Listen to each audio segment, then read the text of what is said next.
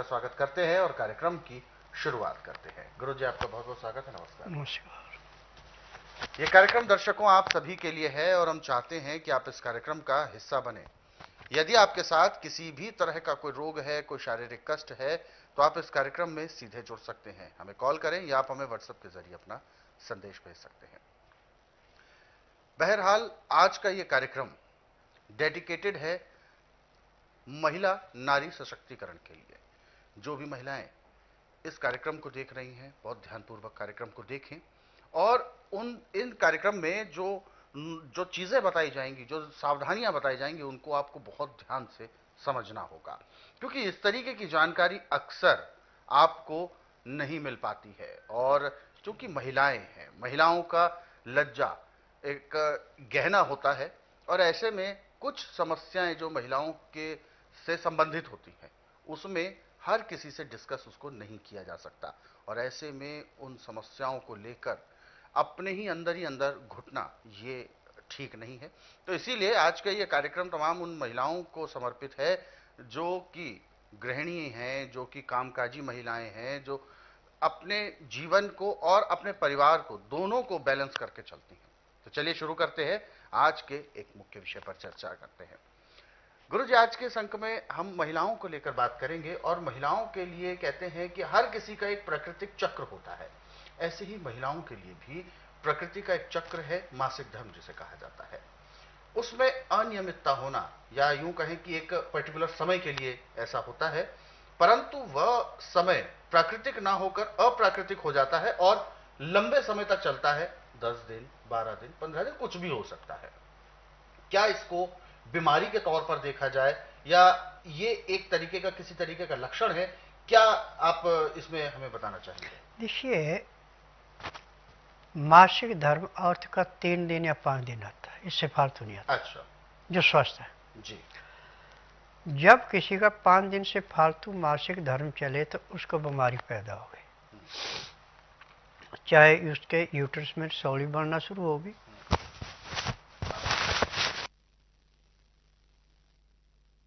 बढ़ना शुरू हो गई, चाहे उसकी ट्यूबों में सिस्ट बन गए। और इसका उपचार आज पूरे संसार के अंदर कहें कि मेडिकल साइंस में, आयुर्वेद में, यूनानी में, होम्योपैथी में नहीं, ये तरह तरह के रोग उपचार करते हैं, परंतु फिर भी औरत का मासिक धर्म रुकता नहीं है। परिश्रम करते हैं तो भी रुकता नहीं है। परंतु स्वस्थ विचार एकमात्र आश्रम ऐसा है कि ना तो रोगी को मुंह से बोलना पड़ता कि मुझे तकलीफ है, ना कोई टेस्ट रिपोर्ट लानी पड़ती है। यहाँ का नियम है कि बुधवार की मैं छुट्टी रखता हूँ, गुरुवार से लेकर मंगलवार तक नाड़ी परीक्षण करता हूँ। नाड़ी परीक्षण में पैर के तलुए से सिर के बाल तक की MRI, CT scan, x-ray, ultrasound, ECG, sonography, सब कुछ 5 सेकंड में हो जाते हैं। उसमें जो भी बीमारी मिलती है सब दवाइयाँ इकट्ठे दी जाती हैं। दवाइयाँ पैर के तलुए से सिर के बाल तक जो भी रोग मिलेगा सब दी जाएगी। अब इन दवाइयों का वजन 15 किलो से 20 किलो के बीच का होता है। 15 दिन का दवाई का। आप खाना खाएं ना खाएं उससे कोई मतलब, दवाई खानी पड़ेगी तो रोग करता है। अब जिस औरत का मासिक धर्म 15-15, 20 दिन चलता है और 4 दिन बंद होकर फिर स्टार्ट हो जाता है, उसको चाहिए कि 50 ग्राम सौंठ कूट के पाउडर बना लें और उसके बीच में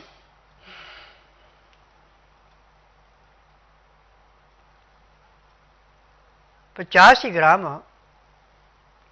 वाइवरिंग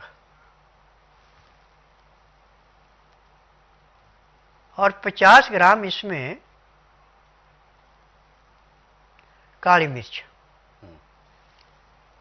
ये 3 चीजें हैं, 150 ग्राम हो गया है। अब इसमें से गुड़ मिलाना इसके अंदर 300 ग्राम, और गुड़ मिला करके वो कूटा हुआ है और इसको गुड़ में मिला के फिर दोबारा इसका पाउडर बना लेना। अब इसमें से 50 ग्राम पाउडर लेना, इसको 250 ग्राम पानी में उबालना। 250 ग्राम पानी में उबाल करके जब आपका 200 ग्राम पानी रह गया तो नीचे उतार लो। अब इसमें से 60 से 70 ग्राम पानी काढ़ा जो है, ये आपने दिन में 3 बार पीना इतना। अब इसको पीने में आपने 20 से 25 मिनट का टाइम लगाना है। जब इसको आप पिएंगी तो जो आपकी ब्लीडिंग चल रही थी उसमें कंट्रोल होना शुरू हो जाएगा। और 3-4 दिन में ब्लीडिंग बिल्कुल बंद होगी। अब दोबारा आपने ये लेते रहना। जैसे मासिक धर्म आने के आपके देखे कि ये 4 या 5 दिन रह गए तो आप इसको लेना फिर शुरू कर दें। और जब तक मासिक धर्म आ रहा है तब तक आप इसको लेते रहें तो आपका 3 दिन में ही मासिक धर्म समाप्त हो जाएगा।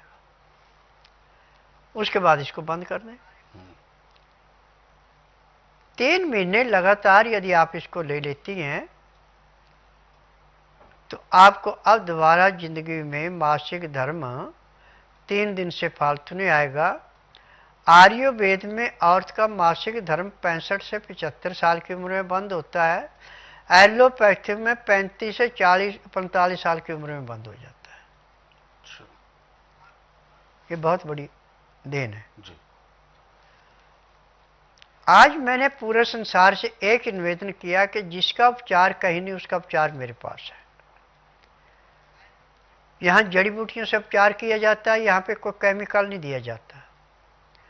न रोगी से पूछा जाता है कि आपको तकलीफ क्या है, ना कोई टेस्ट रिपोर्ट मांगी जाती है।